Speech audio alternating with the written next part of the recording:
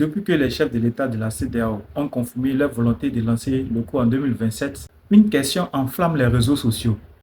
L'euro sera-t-il une véritable monnaie? Simplement le franc CFA avec un nouveau nom?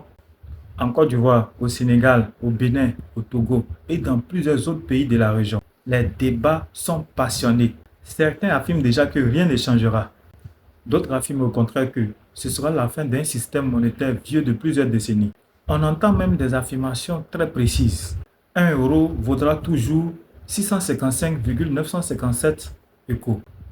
Ou encore, l'euro sera imprimé comme le franc CFA et restera sous le contrôle de la France. Mais ces affirmations sont-elles fondées? S'agit-il de faits ou de simples spéculations? Dans cette vidéo, nous allons faire le point sur ce que l'on sait réellement, sur ce que personne ne sait encore et sur les différents scénarios qui pourraient se dessiner pour l'avenir de l'euro. Avant tout, il faut rappeler une chose essentielle. À ce jour, les autorités de la CEDEAO n'ont pas encore annoncé le taux officiel de conversion de l'euro ni son régime d'échange définitif. Personne ne peut affirmer aujourd'hui avec certitude combien vaudra un euro. Alors, pourquoi autant de personnes sont-elles convaincues que rien ne changera? La réponse est simple. Aujourd'hui, le franc CFA utilisé par les pays de l'UEMOA est lié à l'euro par un taux d'échange fixe. 1 euro égale à 655,957 francs CFA. Cette stabilité existe depuis de nombreuses années. Elle facilite le commerce avec la zone euro et rassure les investisseurs. Mais elle est aussi critiquée par ceux qui estiment qu'elle limite la souveraineté monétaire des États africains. C'est pourquoi beaucoup pensent que, lors du passage de l'euro, les autorités conserveront d'abord cette même valeur pour éviter un choc économique. Imaginons un instant que cela se produise.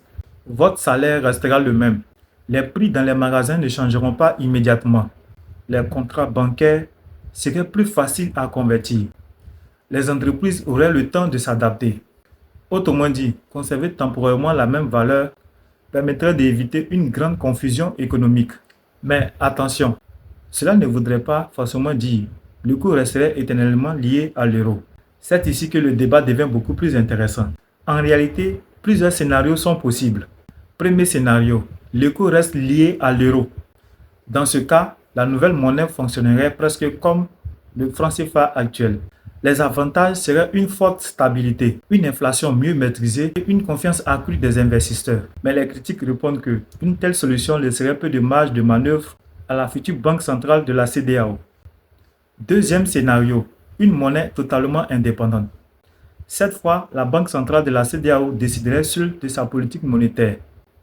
La valeur de l'euro varierait selon la situation économique de la région. Les États gagneraient davantage en souveraineté. En revanche, cette liberté pourrait aussi entraîner davantage de fluctuations de monnaie, surtout si les économies des pays membres évoluent différemment. Troisième scénario, une solution intermédiaire. Plutôt que de dépendre uniquement de l'euro pourrait être lié à plusieurs monnaies internationales, comme l'euro, le dollar ou le yuan. Ainsi, une devise perd de la valeur, les autres pourraient compenser. Ce système permettrait de réduire la dépendance à une seule monnaie. Au fond, la véritable question n'est peut-être pas que celle que tout le monde se pose. Le problème n'est pas seulement de savoir combien vaudra un euro. La vraie question est de savoir qui décidera demain de la valeur de l'euro. Est-ce que les décisions seront prises uniquement par les institutions de la CEDEAO? Ou bien existerait-il encore des mécanismes extérieurs influençant cette politique monétaire? Il faut également rappeler qu'une monnaie ne fait pas à elle seule la richesse d'un pays. Même avec une monnaie totalement indépendante, un État doit produire davantage, exporter, attirer des investisseurs, créer des emplois et maintenir une bonne gestion économique. Sans cela, aucune monnaie aussi souveraine soit-elle ne peut garantir le développement. Inversement, une monnaie stable peut être un atout si elle s'accompagne de politiques économiques efficaces. C'est pourquoi le débat sur l'euro dépasse largement la simple question de taux de conversion. Il touche à la souveraineté, à la confiance, au développement économique et à l'intégration régionale. Et en résumé, beaucoup de rumeurs circulent sur la future valeur de l'euro.